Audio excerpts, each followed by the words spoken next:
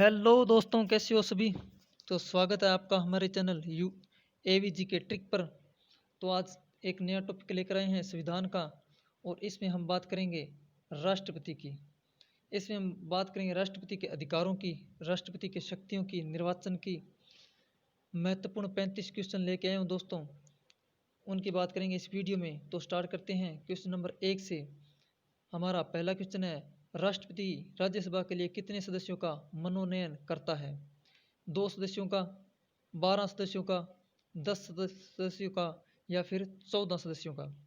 तो क्या होगा इसका राइट आंसर? 12 सदस्यों का। किस में करता है? राज्यसभा में। ठीक है दोस्तों। और किस अनुच्छेद के तहत? तो 82 के तहत। चलते हैं अगले क्वेश्चन की ओर। अगला क्वेश्चन है हमारा, संविधान के किस अनुच्छेद के अंतर्गत राष्ट्रपति संघीय मंत्रिपरिषद की सलाह मानने के लिए बाध्य है? अनुच्छेद 72, अनुच्छेद 74, अनुच्छेद 75, या फिर अनुच्छेद 85? तो इसका राइट आंसर होगा अनुच्छेद 74। अनुच्छेद 72 में क्या है? क्षमादान शक्तियां। चलते हैं अगले क्वेश्चन की ओर।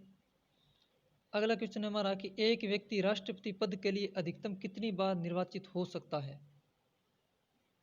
सिर्फ 1 बार, 2 बार, 3 बार, या कोई स्पष्ट प्रावधान नहीं है? तो इसका राइट आंसर होगा कोई स्पष्ट प्रावधान नहीं है, बाकी सारे गलत हो जाएंगे। ठीक है दोस्तों, चलते हैं अगले क्वेश्चन की ओर। अगला क्वेश्चन हमारा, भारतीय संविधान का कौन सा अनुच्छेद राष्ट्रपति के पद के लिए पुनर्निर्वाचन की योग्यताएं निर्धारित करता है? अनुच्छेद 51, अनुच्छेद 52, अनुच्छेद 57, या फिर अनुच्छेद 55? तो इसका राइट आंसर हो जाएगा अनुच्छेद 57। ठीक है दोस्तों, मोस्ट इंपॉर्टेंट क्वेश्चन है ये। चलते हैं अगले क्वेश्चन की ओर।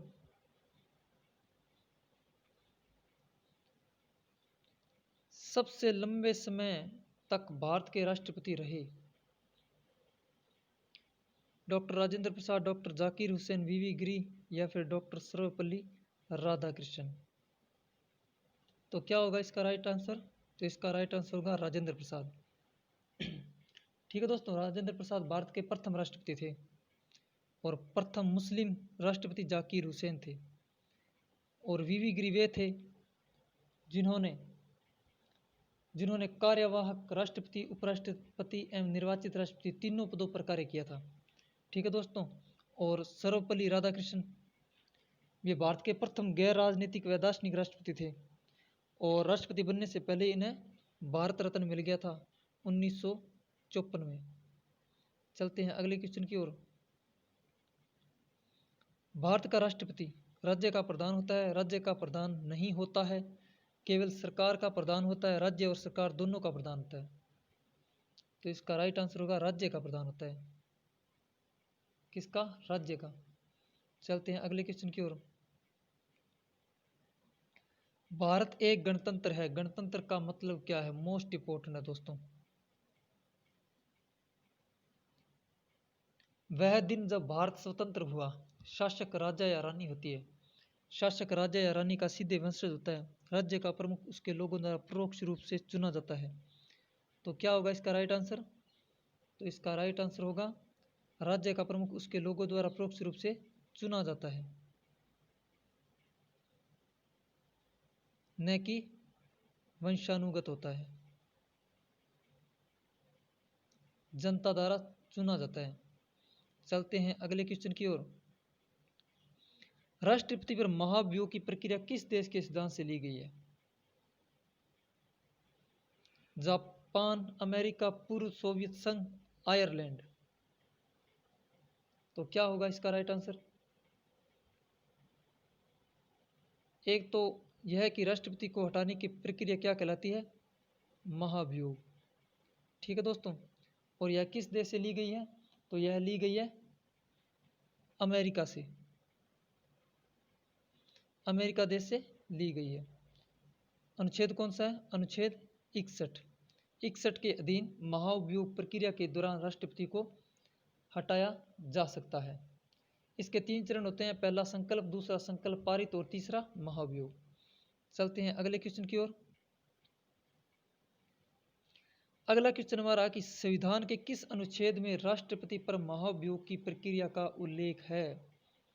जैसा कि हम पहले बात कर चुके हैं, अनुच्छेद 54, अनुच्छेद 61, अनुच्छेद 75 और अनुच्छेद 62। तो इसका राइट आंसर होगा अनुच्छेद 61। ठीक है दोस्तों, अनुच्छेद 61 में हटाया जा सकता है। और बात करें अनुच्छेद 62 की, तो अनुच्छेद 62 में राष्ट्रपति पर आकस्मिक रिक्त हो जाने पर उपराष्ट्रपति का पद निर्वहन करता है। ठीक है दोस्तों, तो दोनों पद रिक्त हो जाने पर सर्वोच्च न्यायालय कि अगर राष्ट्रपति अपना त्याग पत्र दे दे तो उसकी जगह पर कौन बैठता है? उपराष्ट्रपति। ठीक है दोस्तों, अगर उपराष्ट्रपति भी त्याग दे दे तो सर्वोच्च न्यायालय का न्यायाधीश। किस अनुच्छेद के तहत? तो अनुच्छेद 62 के तहत। और इसकी सीमा कितनी होती है? 6 महीना। 6 महीने के अंदर रिक्त पद भरना होता है। चलते हैं अगले क्वेश्चन की ओर। अगला क्वेश्चन हमारा, भारतीय संविधान का निम्नलिखित में से कौन सा अनुच्छेद भारत के राष्ट्रपति में अध्यादेश जारी करने की शक्ति प्रदान करता है?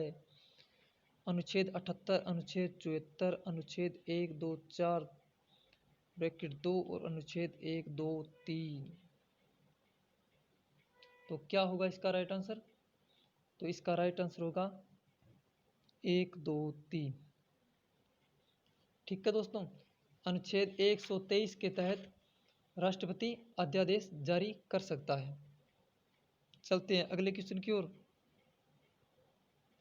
अगला क्वेश्चन हमारा कि भारत के राष्ट्रपति चुने जाने वाले प्रथम गैर कांग्रेसी उम्मीदवार कौन थे? 4 ऑप्शन है आपके सामने, नीलम संजीव रेड्डी, वीवी गिरी, डॉक्टर जाकिर हुसैन और ज्ञानी जेल सिंह। तो इसका राइट आंसर हो जाएगा वीवी गिरी। जाकिर हुसैन प्रथम मुस्लिम राष्ट्रपति थे। ठीक है दोस्तों, और ज्ञानी जेल सिंह, ज्ञानी जेल सिंह की बात करें तो यह प्रथम क्या थे? ज्ञानी जेल सिंह प्रथम सिख राष्ट्रपति थे जो सबसे कम पढ़े लिखे राष्ट्रपति थे। बात है सन 1986 की, जब इन्होंने पहली बार डाकघर विधेयक पर वीटो का प्रयोग किया था। 1986 को। ठीक है दोस्तों, महत्वपूर्ण है ये भी। चलते हैं अगले क्वेश्चन की ओर। राष्ट्रपति को लोकसभा में किन 2 सदस्यों को मनोनीत करने का अधिकार प्राप्त है? बात हो रही है यहाँ पर लोकसभा की। एंग्लो इंडियन, अल्पसंख्यक, विशिष्ट क्षेत्र के व्यक्ति या फिर राष्ट्रपति की इच्छा पर निर्भर। तो क्या होगा इसका right answer? Anglo Indian. Lok Sabha में, यहाँ पर लोकसभा की बात हो रही है, न कि राज्यसभा की। ठीक है दोस्तों, तो चलते हैं अगले क्वेश्चन की ओर।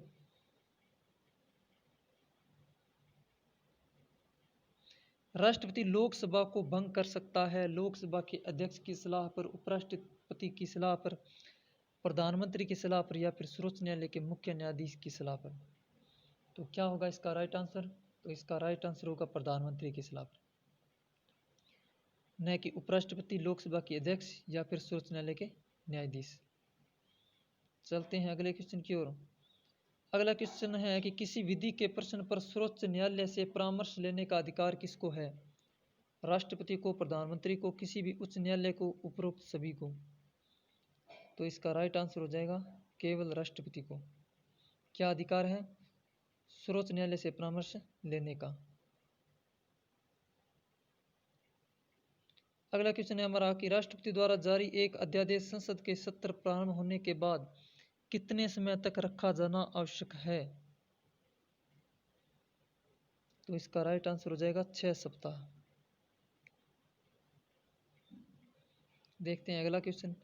राष्ट्रपति देश के लिए वैसे है जैसे राज्य के प्रति कौन है?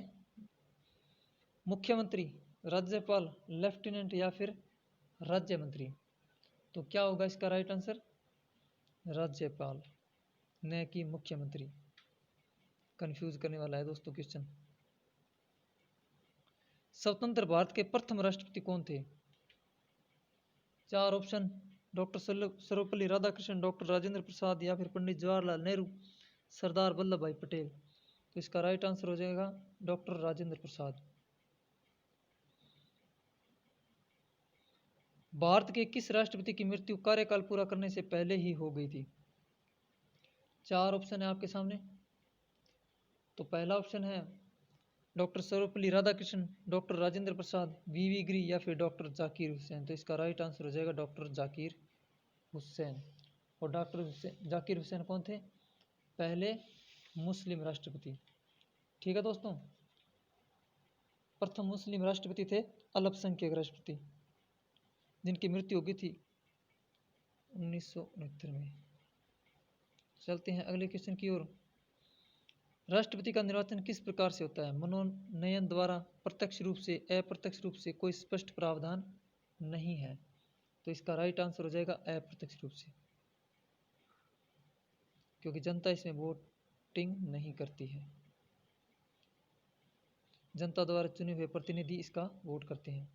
चलते हैं अगले क्वेश्चन की ओर। अगला क्वेश्चन हमारा कि निम्नलिखित में से कौन भारत के राष्ट्रपति के चुनाव में भाग नहीं लेता? लोकसभा, राज्यसभा, विधानसभा, या फिर विधान परिषद? तो क्या होगा इसका राइट आंसर? इसका राइट आंसर होगा विधान परिषद। देखते हैं अगला क्वेश्चन। भारत में कार्यपालिका का अध्यक्ष कौन होता है? प्रधानमंत्री, राष्ट्रपति, विरोधी दल का नेता, या फिर भारत का मुख्य न्यायाधीश? भारत में कार्यपालिका का अध्यक्ष, तो इसका राइट आंसर हो जाएगा राष्ट्रपति। भारत में पूछा है दोस्तों। चलते हैं अगले क्वेश्चन की ओर। भारतीय संविधान के अनुसार देश का प्रथम नागरिक कौन होता है? प्रधानमंत्री, लोकसभा अध्यक्ष, या फिर राष्ट्रपति, या फिर उपराष्ट्रपति? तो क्या होगा इसका राइट आंसर? इसका राइट आंसर होगा राष्ट्रपति देश का प्रथम नागरिक होता है।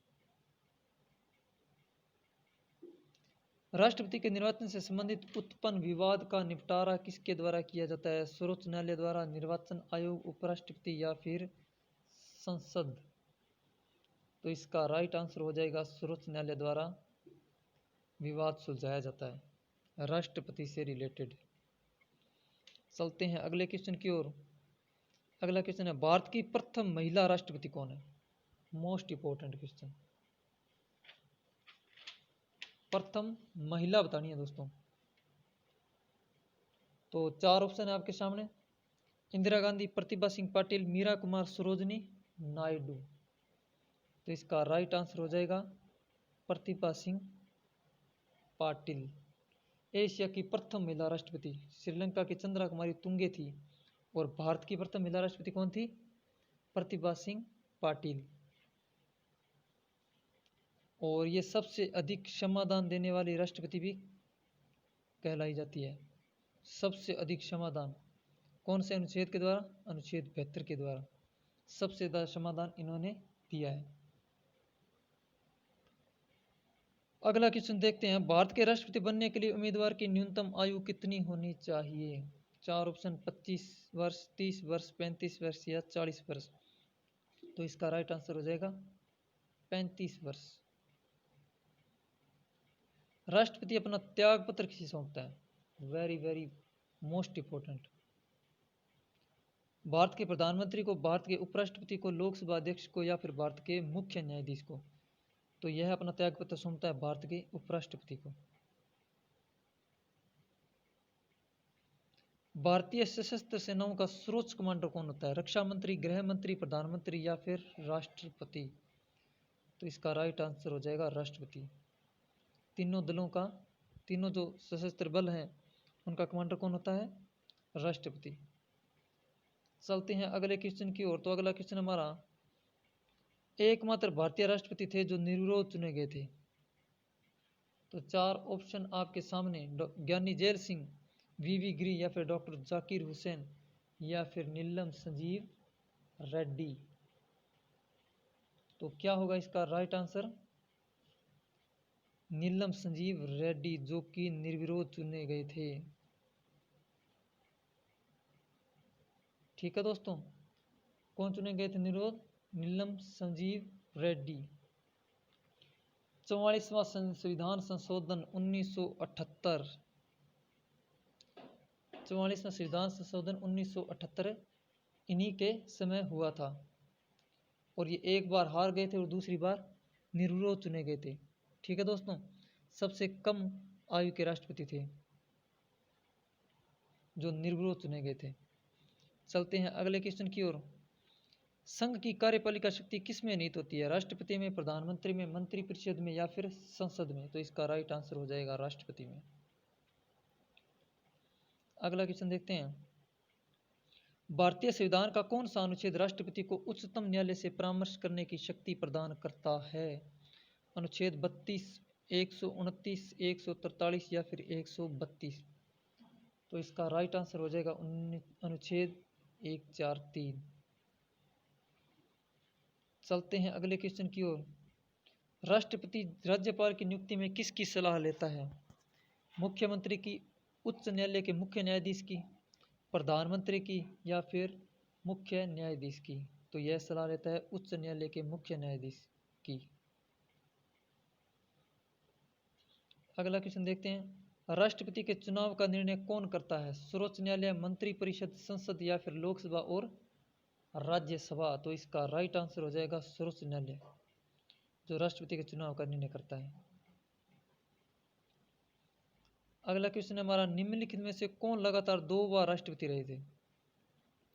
Doctor Rajendra Prasad, doctor Zakir Hussain, doctor S Radhakrishnan या फिर ए और सी दोनों? तो इसका राइट आंसर हो जाएगा डॉक्टर राजेंद्र प्रसाद, जो लगातार 2 बार रहे थे। ठीक है दोस्तों, चलते हैं अगले क्वेश्चन की ओर। भारत के राष्ट्रपति को उसके पद से हटाया जा सकता है भारत के मुख्य न्यायाधीश द्वारा, भारत के प्रधानमंत्री द्वारा, लोकसभा के द्वारा या फिर संसद के द्वारा? तो इसका राइट आंसर हो जाएगा संसद के द्वारा। काफ़ी लंबी प्रक्रिया है दोस्तों इन्हें हटाने की, तो संसद द्वारा इन्हें हटाया जा सकता है। चलते हैं अगले क्वेश्चन की ओर। भारत के निम्नलिखित में से किस मुख्य न्यायाधीश ने कुछ समय तक भारत के राष्ट्रपति के रूप में कार्य किया? तो 4 ऑप्शन आपके सामने हैं। न्यायमूर्ति एच कानिया और न्यायमूर्ति PN भगवती, न्यायमूर्ति M हिदायतुल्लाह या फिर न्यायमूर्ति राजेंद्र गडकर? तो इसका राइट आंसर हो जाएगा न्यायमूर्ति M हिदायतुल्लाह। ठीक है दोस्तों, क्योंकि राष्ट्रपति जब अपना त्याग पत्र देता है तो वहाँ पर उपराष्ट्रपति बैठता है, और उपराष्ट्रपति त्याग पत्र देने पर कौन बैठता है? मुख्य न्यायाधीश। ठीक है दोस्तों, तो न्यायमूर्ति M हिदायतुल्लाह ये प्रथम थे न्यायाधीश जिन्होंने कुछ समय तक भारत के राष्ट्रपति के रूप में कार्य किया था। तो यह थे दोस्तों 35 महत्वपूर्ण क्वेश्चन जो मैं आपके लिए लेके आया था।